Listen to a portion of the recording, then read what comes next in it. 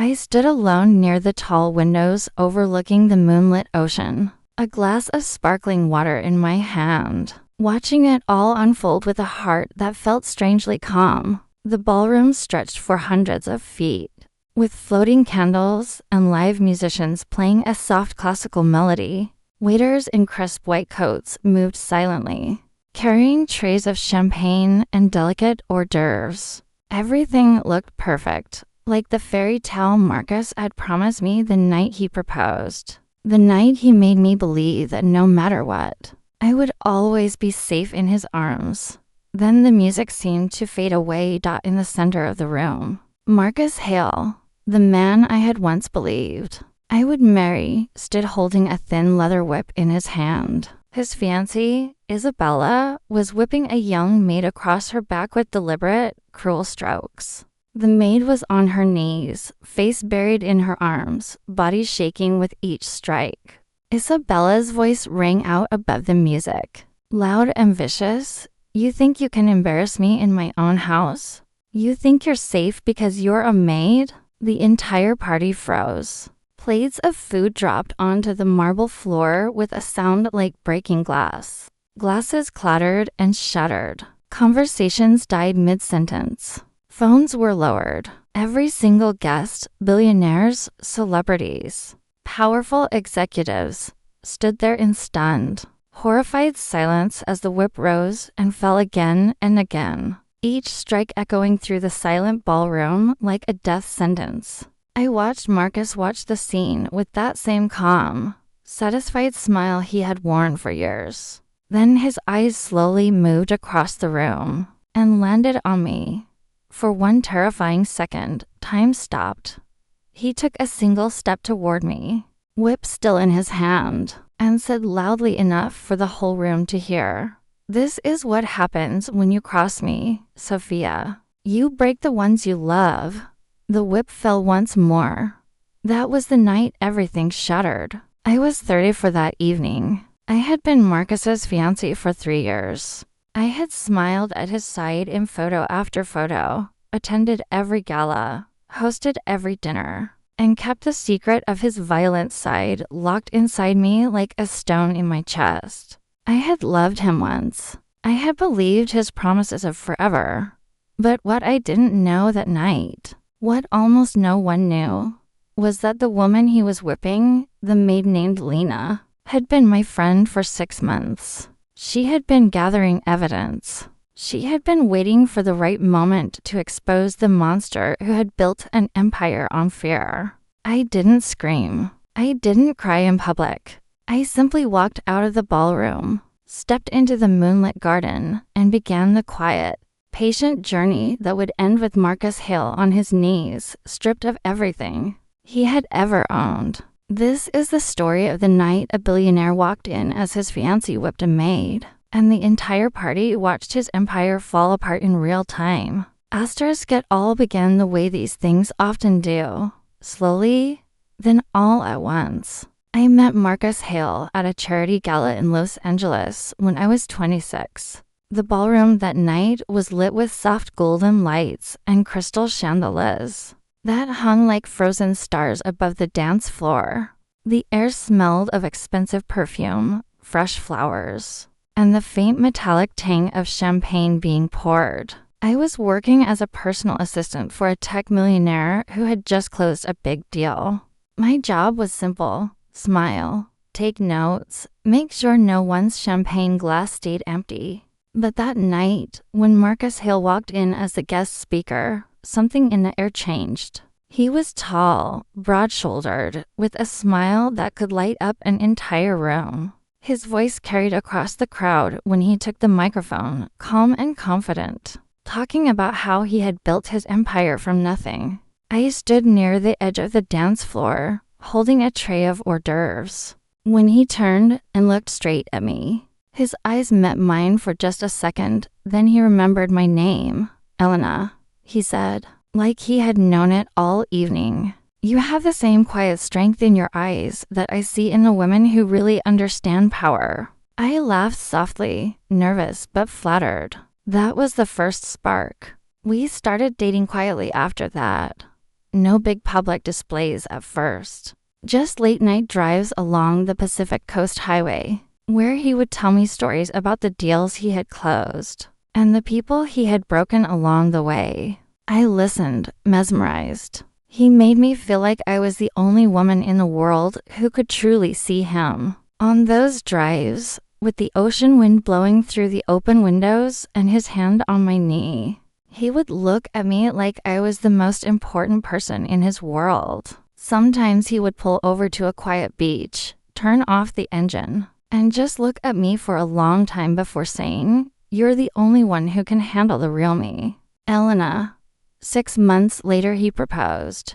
We were on a private beach at sunset, the kind of place most billionaires only dream of. The sand was warm under our feet. The waves lapped gently against the shore, and the sky turned pink and gold. He dropped to one knee in the sand, the ocean waves crashing gently behind us, and slipped a diamond ring onto my finger. "I've been looking for someone like you my whole life," he whispered. "Someone who can stand beside me without ever trying to control me." I said yes. The wedding was going to be the biggest event of the year.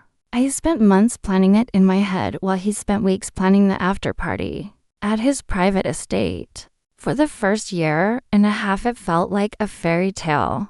We lived in his sprawling mansion on the cliffs overlooking the Pacific. Every morning, I would wake up to the sound of waves crashing against the rocks below, the soft light of sunrise painting the room in gold. He would bring me breakfast in bed, fresh strawberries, warm croissants, and a cup of the strongest coffee in the world. He bought me jewelry that could have paid for a small country. A necklace that sparkled like the ocean itself, earrings that cost more than most people's houses, a bracelet that I wore every single day. He told me I was the only person who understood him, the only one who could make him laugh when the weight of the empire felt too heavy. I would lie in his arms at night, listening to his heartbeat, feeling safe for the first time in my life. He would stroke my hair and whisper, "You're my rock, Elena.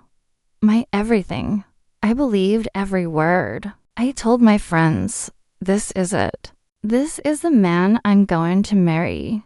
But the cracks appeared early. He started coming home later. At first, I told myself it was normal for a man with an empire. He would come through the door at 10 p.m., kiss me on the forehead, and say, "Just closing one last deal. Love." His cologne would fill the hallway. Expensive, woody, with a hint of something darker underneath. I would wait up, making small talk about the children's schools or the charity ball we were planning. But he would always excuse himself to the study. Sometimes he would come out at 2 a.m., eyes glassy, and pull me into his arms, whispering, "You're the only one who sees me, Elena. Don't ever leave me." He began drinking more. Not every night, but enough that I would wake up to the smell of scotch on his breath and the sound of him talking to himself in the dark. And slowly, the mask he wore in front of the world started to slip in private. I first saw the whip the night he threw a glass at me after a dinner party. The glass shattered against the wall with a sound like breaking bones. He picked it up, his face red, and said, "You made me look weak tonight." Then he grabbed the leather belt from the hall closet and hit me across the back with it. The sting was sharp, like fire. I stayed silent, tears burning in my eyes, but I didn't scream. I told myself it was just a bad moment, that it would never happen again. It happened again, and again, each time with more violence. Each time he told me he was correcting me, that I needed to learn my place as the future Mrs. Hale. "You're mine," he would growl, pinning me against the wall, his breath hot on my neck. "And I protect what's mine." I would nod because I was terrified that if I fought back, he would really hurt me. Terrified that the empire I had helped him build would crumble if I left. I started keeping a hidden journal under my pillow. Every night, I would write the same thing in tiny letters. "Tonight he hit me again. I don't know how much longer I can stay." I started noticing small things. The way he controlled who I could talk to, who I could see, even what I ate. If I ate too much, he would say, "You're gaining weight." Men like control. If I laughed too loudly at a party, he would pull me aside later and remind me that I was only as good as he made me. I started noticing the way the staff looked at me with pity when they thought I wasn't watching. The maids would whisper in the kitchen, "Poor girl." The butler would lower his eyes when Marcus walked past. I felt trapped. I felt like a prisoner in my own home. Then came Lena. Lena was the young maid he had hired 6 months earlier. She was quiet, hardworking, with kind eyes that never judged. We became friends in the kitchen when no one was looking. She would sneak me a cup of tea while Marcus was in a meeting. She told me she had a boyfriend who was a private investigator. She said she had been waiting for the right moment to show me the truth about Marcus. I wanted to believe her. I wanted to leave him. But every time I tried, Marcus would pull me close, kiss me, and say, "You're the only one who sees the real me, Sophia. Don't throw this away." His kisses felt like chains around my neck. He would hold me until I cried, then wipe my tears and tell me how strong I was for staying. He was so good at making me feel guilty. The turning point came during the big annual charity ball, the one we had been planning together for months. I had warned Lena to stay out of sight that night. I had begged her not to bring her camera. I had even paid her extra to stay in her room until the ball was over. But Lena had already made her decision.